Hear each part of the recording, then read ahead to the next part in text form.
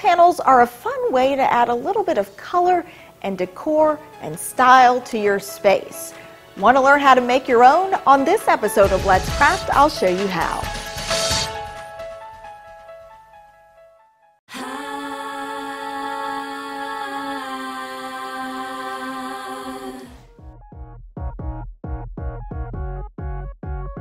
First, I salvaged 3 vintage light covers and painted each one gold. Once dry, I added each one to the wall.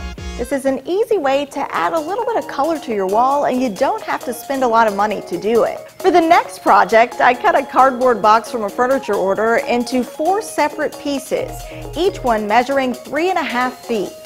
With gold and silver paint, I painted each one of the pieces. Then with my hot glue gun, I attached some sequin fabric purchased from a craft store.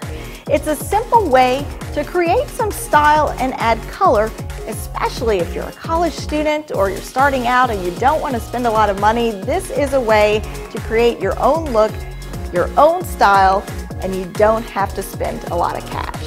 If you like this project, be sure to check me out on social media. I'm Shayla Reeves.